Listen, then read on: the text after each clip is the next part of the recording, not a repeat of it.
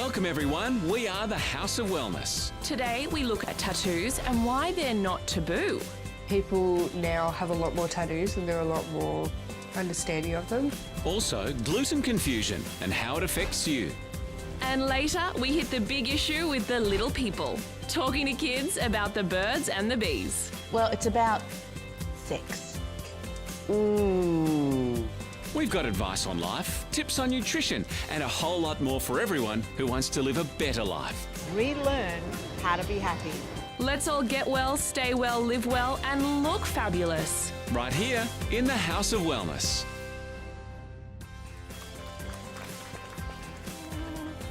Hello and great to be with you for the next hour show, the show that's dedicated to your health and well-being. Yes, hello. Hello everyone out there. We have got a hot topic on the show today. Ed, have you heard of the term phubbing? Phubbing, I'm assuming it's some new form of clubbing. I'm a bit out of the loop these days. No? No. It refers to someone who is distracted and using their phone while in social situations. Gerald, put it away. Sweetheart, they're on to me. I'm going to have to put it away. I'm so sorry. Sorry, Philippa. Yes, I know. Goodbye. So we've got a name for it at last, phubbing. I'm a phubber myself. I think we'll have more on that on the show. Gerald, now we have your undivided attention. What can we expect to learn from you today? Ed, if you're suffering from sleeplessness, the A to Z of vitamins, I may have some answers for you today. And very confident phone case there, rocking It's me. some Very colours. snazzy. All right. First up, let's talk about tattoos. Now, while the cool 20-somethings might think they invented getting ink, tattooing's been around for thousands of years, in fact, holding important roles in many cultures. Yeah, in modern Australia, this age-old body art is rapidly growing in popularity, particularly among young adults. But why are tattoos so popular? And what if you regret your decision to get ink? Joe Stanley, those are questions for you. Yes, so more and more people are getting tattoos, which means more and more people have tattoo regret, because you can't always get it right, can you? No. You know, you get the love of your life tattoo name on your neck there, and then he leaves you and it's still hanging around your neck. So The neck, a little probably awkward. the first mistake. Another You think location. somewhere a little more subtle? Yes. Yeah, okay. So more and more people are getting tattoos, which means more people are getting them removed. Do you remember the first tattoo you said you were going to get? No. Do you remember when you were entertaining the idea of a tattoo? No. Do you remember you were going to get something on the back of your neck?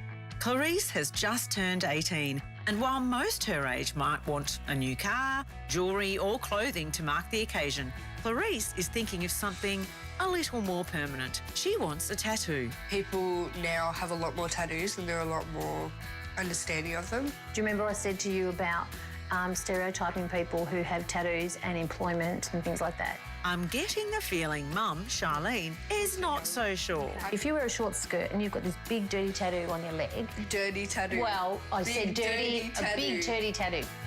Did you know that 1 in 5 Australians now have tattoos?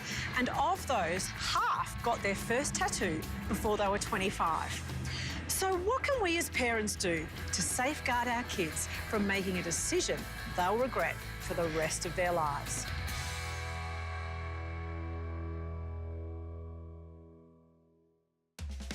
The fear that her daughter may regret her decision is just one reason Charlene is opposed to Clarice getting ink. What about the notion that someone is going to be effectively scarring your baby's body? Yeah, I've spoken to her about it and I've said, you know, this isn't going to rub off next week.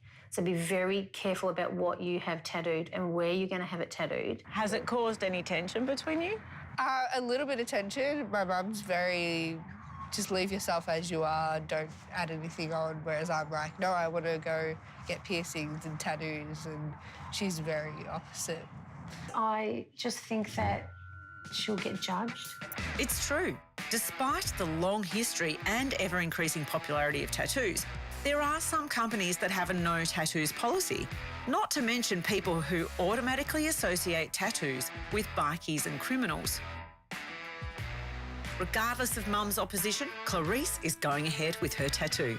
Surprisingly, she invited Mum to join her, and just as surprising, Charlene agreed. Clarice has chosen Olivia Bruman from Melbourne's Dynamic Tattoo Studio to ink a tribute to her grandmother. I think up higher. Yeah. Yeah. Actually, I'm just going to check the spelling. Yeah, sure. Right. Yeah, how do you say? It says, in Hobok al Dayem to Dayem, which means I will love you forever and ever. Tell me the significance of that. So my grandma, which I call Nanda, she always used to say to me, I'll love you forever and ever in Maltese as I was growing up as a child. It would be easy to dismiss tattoos as just a fashion or a fad or a way of trying to be cool. But I believe that tattoos are a way of honouring the people, the events, the places that have made you who you are. Really, tattoos are one of the most permanent and profound ways of expressing your identity. And if you don't believe me, just ask someone to explain the reason for their tattoo. This is the latest tattoo, and for me it really represented maybe stepping outside of what my parents think that I should be doing and just doing something that is for me. I got a sunshine because my mom called me Sunshine, and I got my surname inside of it. And did your mum love that you got a sunshine? No, she hated it. My father didn't talk to me for a year. A year? Yes. The really special part about this tattoo is that my father, he actually passed away in February, and I got the tattoo a week before he died. Oh, so, yeah. This is so beautiful. Oh, thank you. Clarice is like most people in this situation. She has a very personal reason driving her tattoo desire. If you're in the same boat and you're determined to get ink, we should talk health and safety. Hygiene is crucial, so ensure your tattooist uses sterile equipment and that they wear gloves at all times. Also, check the studio is approved by your local council. Never get a tattoo if you're not absolutely sure you want one. Don't get tattoos if you've been drinking or you're under the influence of any substance. And be really careful getting tattoos in third world countries, and never get one in your mate's backyard. It's just not worth the risk.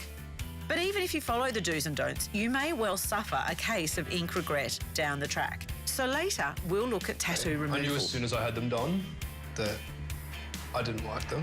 And we'll reveal the result for Clarice of 3 hours in a tattoo artist's chair. Oh, Joe, I cannot wait to see part 2 of that. Clarice's mum's going to lose it. She really isn't happy. It's a big day for her. Her baby's turned 18. She's relinquishing that parent role, and now she's marking her body permanently. What if she gets it wrong? Permanently? I mean, later we're looking at tattoo removal. Was that a bit of an eye-opener for you too? Well, I've always known that it's very painful. They say it's more painful than getting the tattoo in the first place, but I was surprised how effective it was from straight away. It was amazing. OK, can't wait to check that out. Joe, you're going to stick around for part 2 of that story as well. Yes, and loads more advice on the show today. We've got a detox salad bowl, and we're talking to the kids about the big one, the birds and the bees. Stick around. It's all coming up on the House of Wellness. Later, going gluten-free, we've got the secrets you need to know. And up next, what to do with a bad case of tattoo regret. I think it was one of those fad tattoos. I'd seen a few people with it. I was like, oh, that would look cool on me. It's all happening here on the House of Wellness.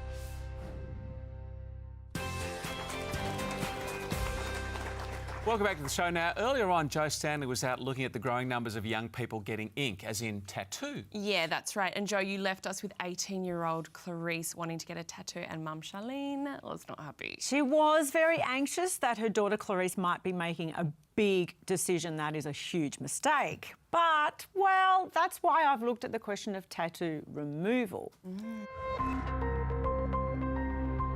1 in 4 people with tattoos regret getting them, which would explain why laser tattoo removal is such a growing industry. Sean Rayner is a personal trainer. He likes tattoos, except for the one on his wrist. What are you getting removed? So these 2 bands, had them for about 4 years, and it's just a mistake I made. Was there any significance in them? Not really. I think it was one of those fad tattoos. I'd seen a few people with it, and I was like, oh, that would look cool on me. And it didn't. Are you nervous? I hear it's painful. I'm absolutely nervous. You look nervous. Yeah. And the fact that I had been YouTubing tattoo removal has just sort of heightened it. Yeah. Was that a wise decision? I went there for reassurance, and I came out the complete opposite. It'll be fine. It'll be fine. You will be fine. Yeah. Yeah. Just hop on the table. Don't worry about your shoes. Just get comfy. What we're going to do is pop a little ice pack on your arm first, just to get that nice and cool. While the business of tattooing is booming, so too is the business of removing them. Karen Austin from the Skin and Laser Clinic has invested hundreds of thousands of dollars in the latest laser technology because there is an ever-increasing demand for her services. You okay, Sean? Pain out of 10. 5. Okay, 5's good. As light energy is directed onto your skin, it's absorbed by tattoo ink particles trapped in the dermis. This breaks the ink into smaller particles that your body can flush away from the tattooed area. Look at that! Yes. Like that's an immediate result. Okay, so that's what we call frosting. So don't be eluded by the frosting. Oh, okay. So the frosting is actually, the average tattoo in our clinic we take off is about 6 treatments. Okay. So it really has a lot of variables because it depends on the health of the person, how good their lymphatic system is working, metabolism. Depends on the ink quality. I have one more question. Yes. We don't need to be wearing these anymore, do we? No. Sitting here with giant sunglasses going, yeah. I like the look. I love I'd it. like to keep them. They really suit you. After only one visit, Sean's tattoo is visibly faded and should be gone with about 5 more treatments at around $300 per session. So tattoos can be removed, but it'll hurt a little, both on your skin and in the bank account. Back at Dynamic Tattoo, 3 hours in the chair is about to pay off for Clarice. Oh, it's really just so beautiful. How are you feeling, Clarice? Almost there, Yeah, beautiful not too girl. bad. Not too bad. I'm excited to see it. Yeah. Mum Charlene does not look impressed. I'm not sure this is going to go well. Here you go, beautiful. Have a look. Oh, it's more than I could imagine. Thank you so much. Thank you, darling. Good work. Thank you. It is so good. You couldn't have sat better, honestly. What do you think, Mum? I love it. Can you believe from where you were this morning? I know. What is it? What's changed your mind? I think being part of the process. Actually watching Clarice have it done. Yeah, I'm not so scared now. It's so perfect. So now your body is different. Do you feel different in yourself? Now that I've just turned 18 and I've got this tattoo now, I feel like I'm just becoming a different person. Like, not a different, completely different person, but I feel like I'm just being more me. I get teary, Mum. I'm so proud of you, mate. Thank you. Yeah.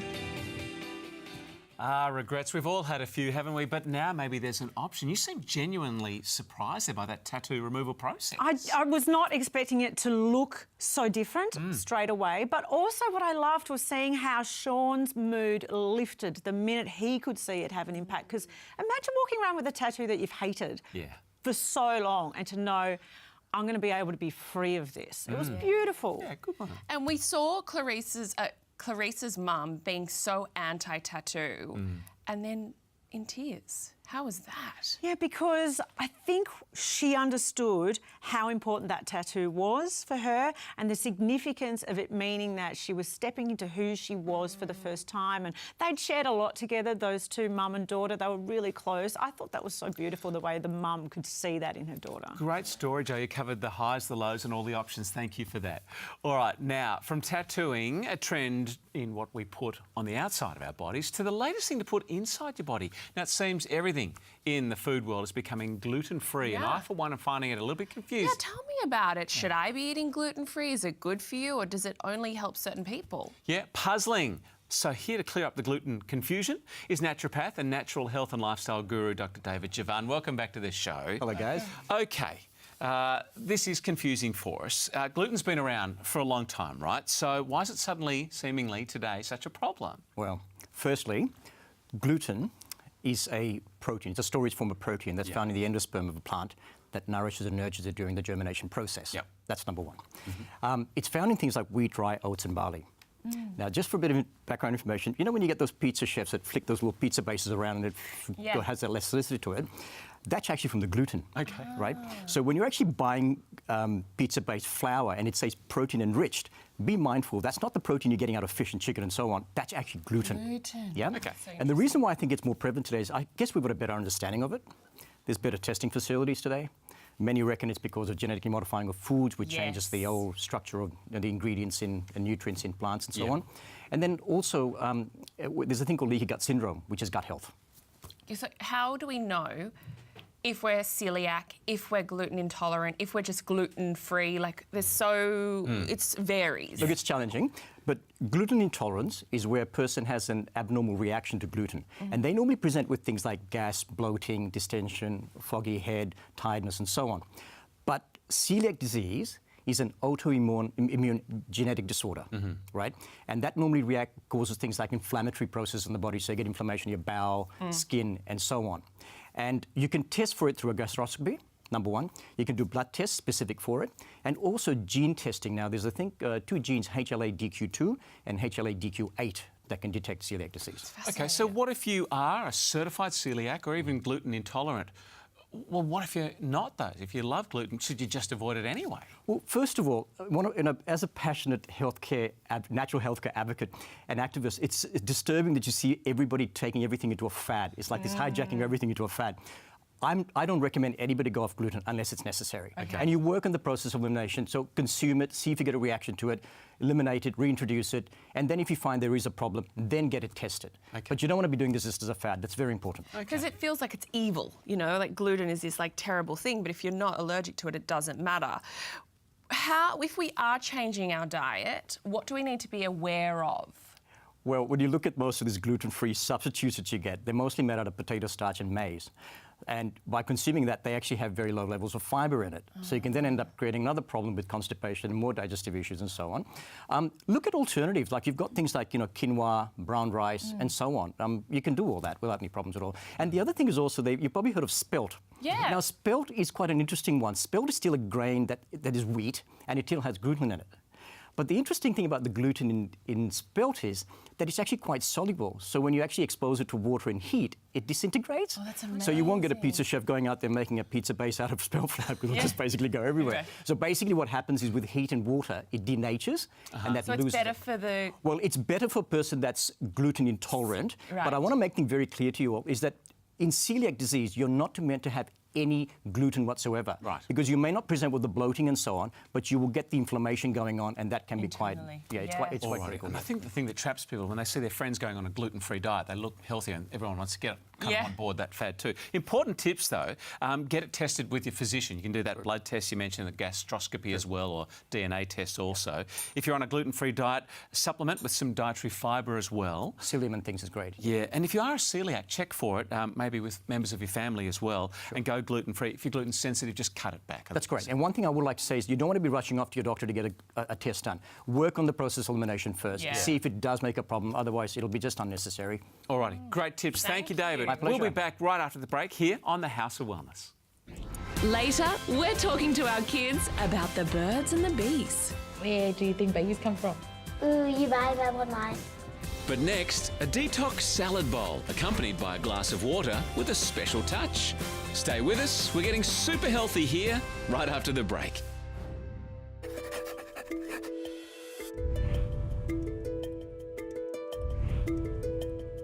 Today's salad is the perfect body purifier with activated charcoal powder, proven to support your body's detoxification process.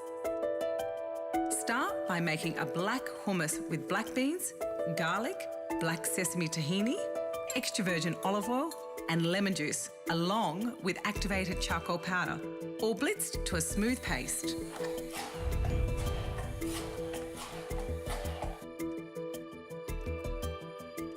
Now build a salad of fennel, pomegranate seeds, cucumber, watercress, lemon juice, almond flakes, and chopped coriander.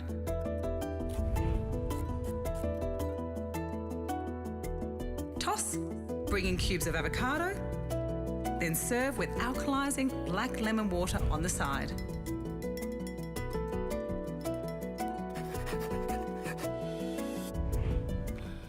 about that one? Nutritious, delicious and oh so healthy. I love your face. Well, we saw the detox salad there, right, with the alkalising charcoal black lemon water, and that features BioGland's activated charcoal powder. And if you want more details, get that recipe. Just Google House of Wellness healthy recipes and you'll find it there, along with a stack more great recipes. I'm going to just try bits of it. This is the hummus. Yes, you love hummus. Hummus. You know, that detox salad is just filled with so much goodness. The charcoal helps aid the detox process. Is that right? Yes, GQ? activated charcoal. So he's full of little pores, so it absorbs toxins and it actually absorbs a bit of wind. So Does might it? help with his social embarrassments. Oh, okay. I've got enough hummus for now. Now, Okay. let's get on to your favourite bit. Your calls, right? Yes. Okay.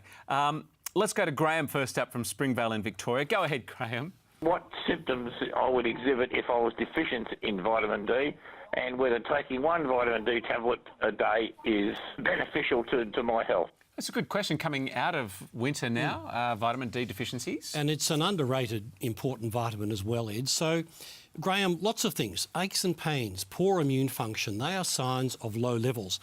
It's sometimes worth getting it checked at the doctor's. He can order a test.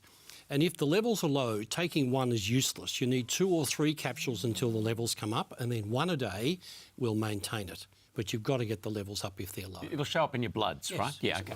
Very interesting. Okay, now we have Antonia from Ironbark, Victoria on the phone. How can we help you? I'm gluten-free, dairy-free, sugar-free and starch-free. So if you can help me out with the starch bit, I really appreciate that. Starch-free. How do we go starch-free? Antonia, the best thing you need to do is to consult a dietitian, because there's a lot of issues there that can severely impact your quality of life. So Google a local dietitian, get some advice, stick to it and get back on track. Oh, very disciplined to avoid all those things, though, too. Next, we'll go to Bev from Glenelg in South Australia, who's emailed us this. Her 30-month-old grandson has a lot of bad reflux. What can she do to help? Poor little thing. The latest evidence, Ed, is showing the benefits of probiotics in reflux. Okay. Little kids that I see, I head to homeopathic medications because they are brilliant for ongoing reflux issues, which are really uncomfortable in children. But little guts, we can still go with little ones. Yeah, and of course. A bit of probiotic. Of course, Okay, yes. good. There are probiotics made for babies. So I yeah, use good. one for Fox. Good for you. Yeah. He's only 6, 7 months. That's right. Now, last is an email from Helen in Morisset, New South Wales. She says, I have very dark circles under my eyes. Can you please advise if there is anything lacking in my diet or underlying health problems? Sometimes, Helen, dark circles just a part of your genetics. They just come with your particular complexion. But iron insufficiency, so perhaps a blood test for iron or take some iron-rich foods, makeup, of course, and hiding them. And often it's poor sleep. Thank you. Are you saying I have black circles and look terrible? I am not saying that, Zoe, but it's one of the contributing factors. Yes, it is. All right, keep your calls and emails coming our way. Now, it can be hard to find the time and indeed energy to prioritise healthy eating and regular exercise, and the kilos can start to creep up before we know it. In fact, currently in Australia, 2 out of every 3 adults are either overweight or obese. Yes, the challenge of losing weight is not always as easy as we think. To shed some light on our diet choices, joining us today is dietitian and exercise physiologist Joanne Turner. Welcome. Hi guys, and thanks. Yes, carrying too much weight can not only affect body image and outlook on life, it can have some serious health consequences such as heart disease, type 2 diabetes, stroke and other chronic conditions. But I have some good news. Right. There are some diets that can help you lose the weight fast. And one of the options is the VLCD or very low calorie diet, which induces mild ketosis. So this is interesting. What's mild ketosis and how does a VLCD actually work? Well, very low calorie diets, or VLCDs, are low in carbohydrate and high in protein. And the restriction of carbohydrates allow the body to use fat stores as energy. And this process is called ketosis, and that helps you lose weight. VLCDs are designed to bring about fast weight loss in people who are obese. In fact, 1 to 2.5 kilos per week. But always be sure to check with your healthcare professional before you begin. All right, now, Joe, some of us, of course, might be a little soft around the centre, but might not be a candidate for the VLCD. How do we know for sure? Well, you can check your BMI index. Simply divide your weight in kilograms by your height in metres squared, or go to the website optifast.com.au. Well, a healthy BMI is between 18.5 and 24.9 kilograms per metre squared. And if it's 30 or over, you can speak to your healthcare professional to see if a VLCD is right for you. Okay, so a very low calorie diet, how low cal are we talking? 800 calories daily. That is really low. Okay, so is that hard to achieve? It sounds hard to do. However, one of the benefits of mild ketosis on the intensive level of the Optifast VLCD program is that once you're through the first few days, which we call the 3-day challenge, you'll experience an increase in energy and a reduction in appetite, helping you lose weight. Okay, so what about daily nutrients? Because these are vital. Definitely. It's important to remember when you're on an 800 calorie program or any diet that you're obtaining all the macro and micronutrients that your body needs to stay healthy. Well, fortunately, the intensive level of the Optifast VLCD program takes all the guesswork out for you. The great tasting range of products are formulated in such a way that it's nutritionally complete program. So you can be confident your body's getting the right balance of nutrition during your weight loss.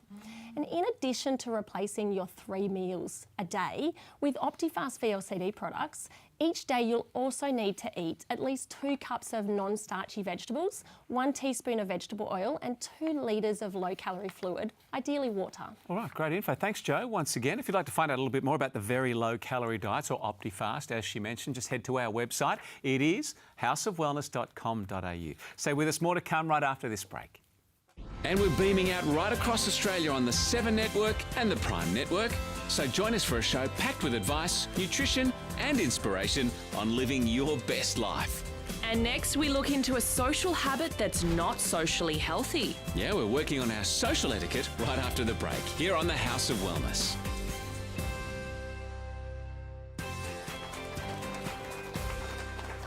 Welcome back. Now, here's something I hate. You're in the middle of a conversation with someone and they decide to look at their phone. Appalling manners. Yes, and it's rude, but when it happens all the time, for some people, the urge to engage with their phone just overrules all other normal social conventions. Yeah, like the social convention of looking at someone if they're talking to you. You know, it's got a name now. It's called phubbing. Phubbing. And surprise, surprise, it's not good for our relationships or our well-being. And here to explain further is psychologist and mind and body expert Leanne Hall. Nice to have you back, Leanne. Thank you for having me. You're not a phubber, I'm sure. I think I'm probably guilty sometimes. I think we all are. Well, it's smartphones, isn't it? How's this word phubbing generated, I wonder? Phone plus snubbing. Oh, snubbing. Right, good. The You're art snubbing me with your phone. Exactly right. I'm snubbing you with my phone. Phone snubber. Yeah. And look, it is affecting our relationships. My husband plays cards on his phone, so I get this all the time. And when I want to talk to him, he's like, wait, I've got to finish my game. He's phubbing me off. He's phubbing you off. All right, if you're the phubber, what should you do about it? Look, I think it's about learning how to be in the moment. We're all going to do it. So I think smartphones, they're here to stay. They have some amazing benefits, but on one hand, they're supposed to make us feel more connected, but sometimes they make us feel disconnected. They do. Yeah. So it is about using it in moderation and creating healthy boundaries around when we use our phones. So what should this one do? She's the I'm being phubbee. phubbed. You're the phubbee. So the thing is, if you try and tackle it in the moment, you can often create a bit of defensiveness. Totally. So you kind of got to pick your moment and bring it back I've got to wait for the 3 hours when he's finished playing his game to talk to him. And, you know, bring it back to something positive. Like, look, I really like hanging out with you. I actually like your company. We are That's kind of why I married. married you. It would be really nice if sometimes we were able to just, you know, kind of connect and spend a bit of time together. So pick your moment, but make it warm and fuzzy, not get off your phone. Because I think you just get that defensive. Doesn't work. That's what I'm doing wrong. Well, you know. It's the never-ending wrestle, isn't it, between, you know, screen time and actual quality time. It's going to be getting worse over the coming years, surely. We need to tackle this head on. Yeah. I have confidence in our younger generation, though. I think they're getting it right. I really do. Yeah, no, I think they do. I think they've been raised with this. So I think it's part of their culture. It's part of their normal sort of ways of social interaction. But I think if we can teach them, we can actually help them to kind of have that sort of face-to-face interaction as well and balance it out a little bit more. Remember that craze last year of the Pokemons? And everyone was walking around looking at their phones, but walking into polls and things, looking to find their Pokemon. That was the ultimate phubbing. It was the biggest phub around town. Yeah. Well, 90% of people have said that they use their phone in their most recent social interaction. That's 90%. Do you know what? That's really good to phub, though, when you're awkward or don't want to talk to somebody. Phubbing, fake phubbing. Yep, fake phubbing. Well, it can be used as a way to tackle social anxiety. So that's the other thing. If you're wanting to tell someone to put their phone down, you've also got to be mindful that there could be more going on. They could be avoided. They could be like, I anxious. don't want to look at you or talk to you. They could. It's harsh. Okay, let's go through some tips on how to stop this sort of phubbing behaviour. What do you recommend? Boundaries around phone use. If you're waiting for a specific phone call, tell the person you're with, say, look, I've got my phone there. If it rings, I have to answer it. I'm expecting a call, so that they don't get so suspicious. polite. That doesn't happen these days. Because it's easy to assume that someone's not interested in your company. So by correcting that from the word go. That's nice. But as you said, on the flip side, it might be a bit of a defence mechanism for some people that don't want that social interaction. Yeah. And remember, while social media and some other forms of electronic communication are fabulous, they should never be costing us our relationship. No, use them to augment or enhance relationships, not to replace them. Thanks for that. You're going to have fun with the phubber at home, aren't you? Oh, yes, so much fun with my phubber.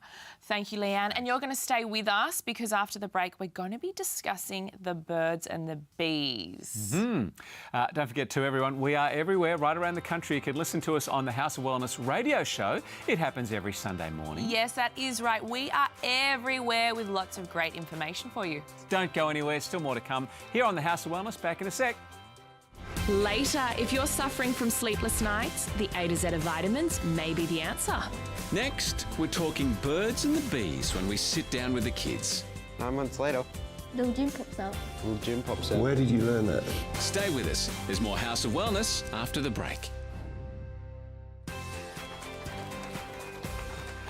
Welcome back to the House of Wellness and back with our Talking to Kids experiment. This week, we're hitting the big topic. Yeah, that's right. It's all about the birds and the bees. So if you're a parent wanting a guide to communication with your kids, this next piece is a must-see.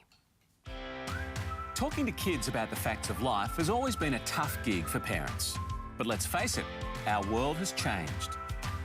Growing up in the 21st century is a hyper-speed experience. Well, it's about sex. And it's up to us as parents to protect and prepare our kids as best we can.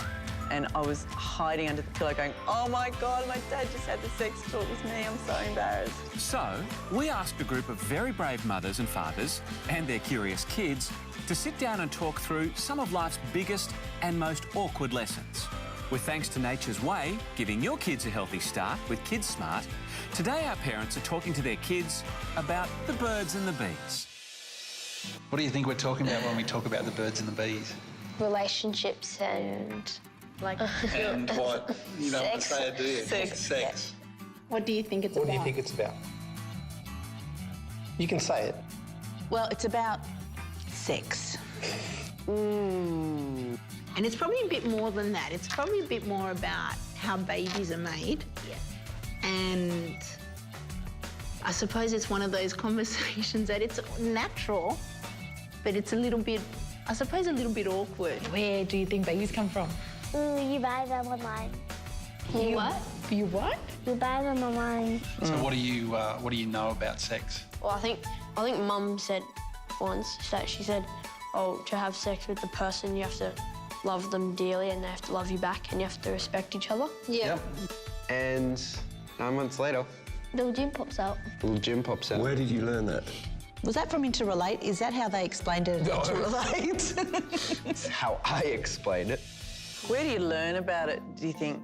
There's a lot of stuff online, isn't there? Just goes around school, heaps. My school. Hang on, let Ev just say. What do you mean? Like, everyone just talk, like, not everyone, but like, sometimes the topic comes up and people are like, oh, I know this, or like, I've heard of this, or some things like that. What age do you think you should be educated about that? 12, 13, 14. Yeah, like around that age. Pretty good. Do you think it was helpful to know these things before you started going through puberty? Yes.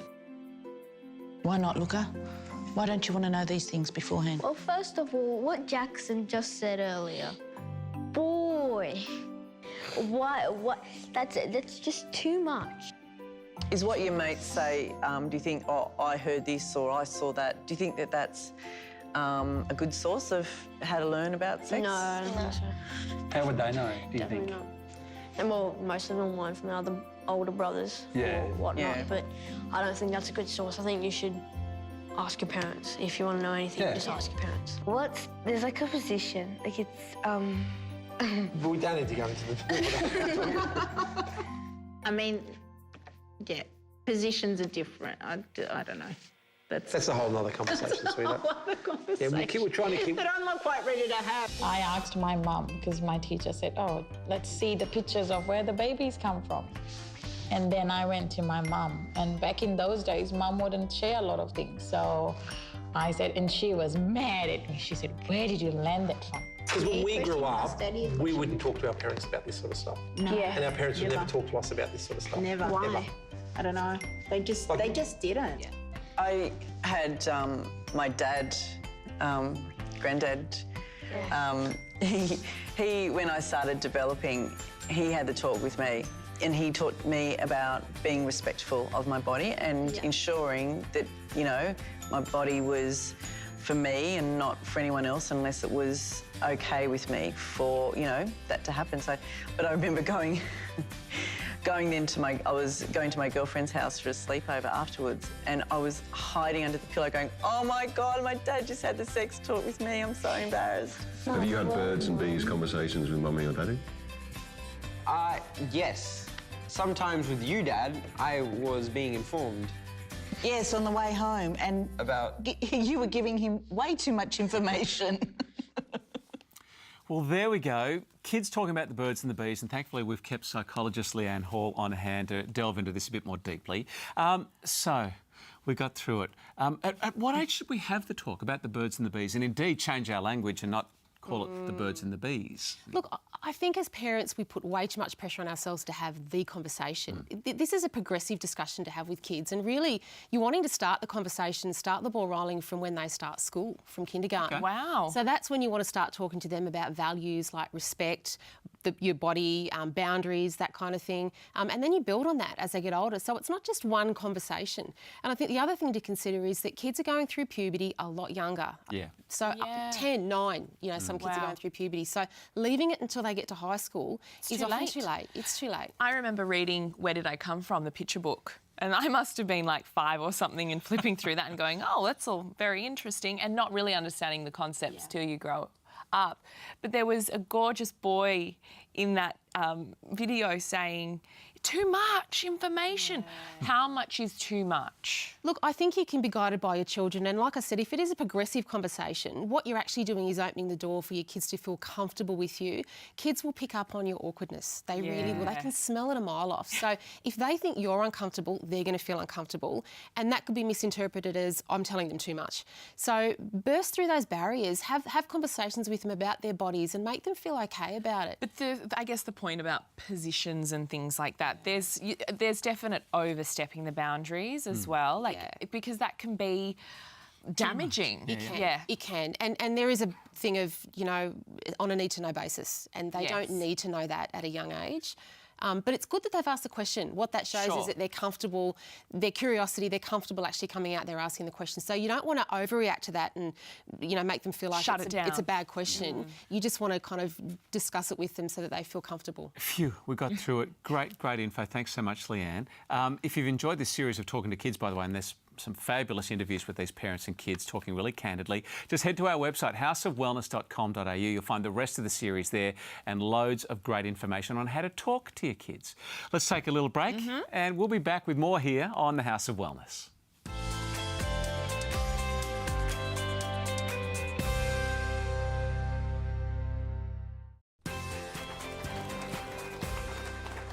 Welcome back to the show. A to Z of vitamins time now. You know, at least a third of the Aussie population suffers from sleep disorders, and lack of sleep's a bit of a health hazard, really. You can't function properly, can't drive well.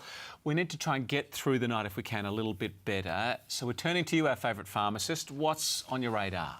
We all underestimate the importance of sleep. Yeah. And if we're tense and we're stressed, we usually don't sleep well. So we're going to talk today about magnesium as the tension reliever. Okay, so there are so many magnesium supplements out there. There's like 1 trillion. What is the difference between magnesium sleep Like what differs between magnesium and then magnesium sleep? Because magnesium sleep has some other herbal initiatives in it as well. So some ziziphus, try spelling that, passion flower, and as we talked a little while back, tartar cherry, Montmorency cherry, which are all drowsiness-inducing herbs combined with magnesium. Perfect combination. Ziziphus, let's get that one in Scrabble. By the way, if you're stressed and not sleeping all that well, are you low in magnesium? Usually one will cause the other and vice versa, Ed. So if stress you think is an issue in sleep, look at a magnesium combination. All right, there's some options there. And the A to Z of vitamins brought to us by Go Healthy. For healthy energy and vitality, try New Zealand's #1 premium supplements right now. Hey, it's been another great show, you guys. Thanks for your company. Don't forget, if you want to catch us again, you can see us anytime via our website, houseofwellness.com.au. Thank you, Zoe. Thank you, GQ. Thank you, Ed. And to our friends at Chemist Warehouse. In the meantime, you have yourself a healthy and well week.